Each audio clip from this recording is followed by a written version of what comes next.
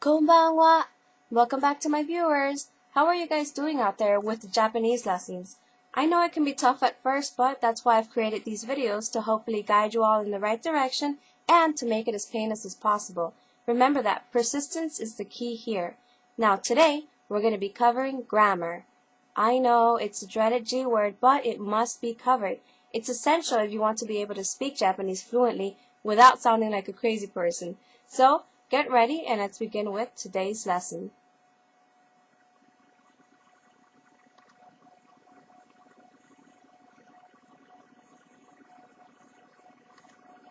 Now, we begin by asking ourselves, what is a sentence?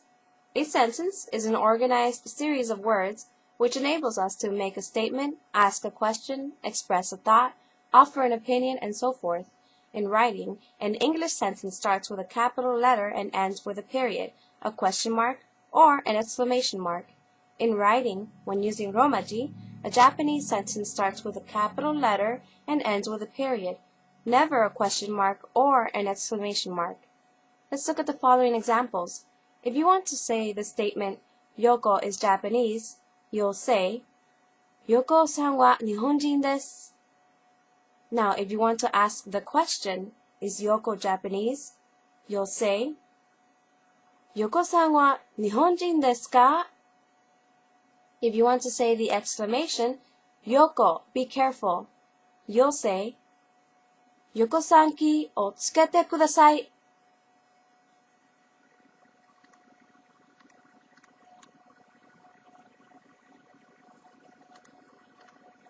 Now, the English sentence is a subject-verb-object language. So are French, German, Spanish, and Italian. This means that in a typical sentence, a statement, not a question, the subject comes first, the verb next, and the object last. This kind of word order sequence for the sentence is sometimes referred to by the initials SVO and SVO language.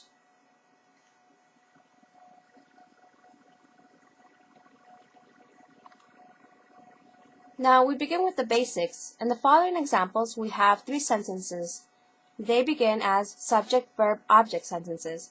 For example, in the sentence, John eats fruit every day, our subject is John, our verb is eats, our object is fruit. In our second sentence, I saw a movie last night, our subject is I, the verb is saw, and our object is a movie. In our last sentence, the car has a flat tire, the subject is the car, the verb is has, and the object is a flat tire.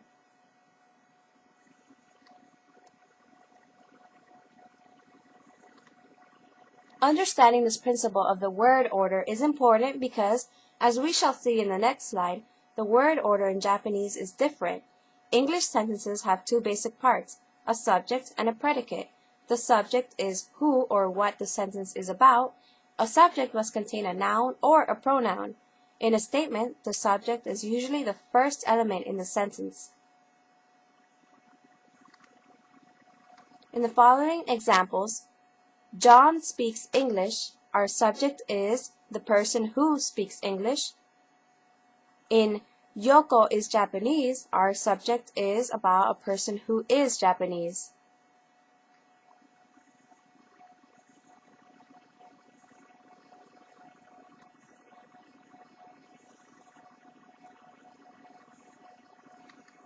Now, the predicate is that part of the sentence that expresses what is said about the subject. It usually can be found directly after the subject, it must include a verb, and it includes everything remaining in the sentence that is not part of the subject. Let's look at the following examples. John speaks English. In this sentence, our subject is John, and the predicate is speaks English. In Yoko is Japanese, our subject is Yoko, and our predicate is Japanese.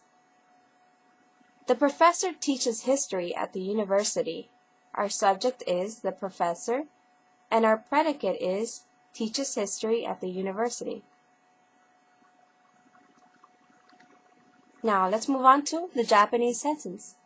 Japanese is a subject-object-verb language. So are Korean, Mongolian, and Turkish. Thus, in a typical sentence, the subject comes first, the object next, and the verb last. This kind of word order sequence for the sentence is sometimes referred to by the initials SOV, once again in SOV language.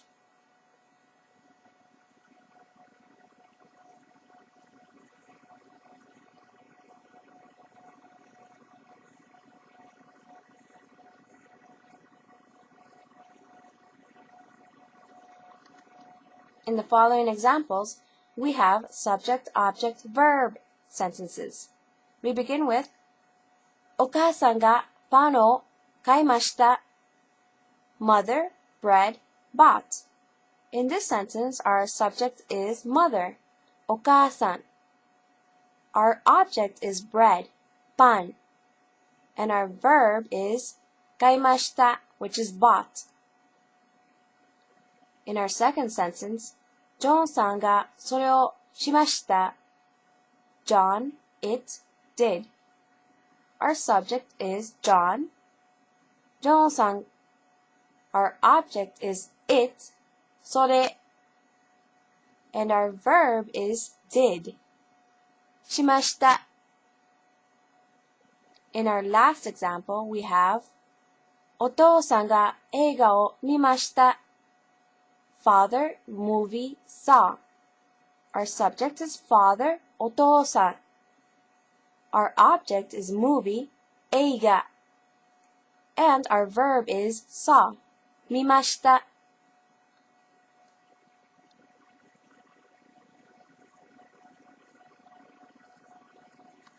Now, the significant difference from English here is that the verb must come at the end of the sentence.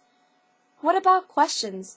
The word order remains the same, but remember, Japanese does not use question marks.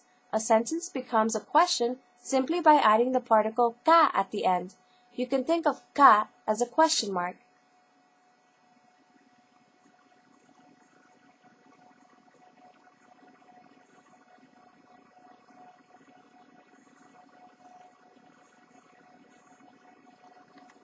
In the following examples, once again we have subject-object-verb sentences. We begin with お母さんがパンを買いましたか? Did mother buy bread? Now, this sentence is almost the same as the ones that we were reviewing before, but if you notice, the only difference is that there's a ka at the end. All you have to do to make this sentence a question is add the ka in the end. Now we move on to ジョンさんがそれをしましたか? Did John do it? Once again, that ka is at the end, and it makes it a question. In our last example, お父さんが映画を見ましたか? Did father see a movie?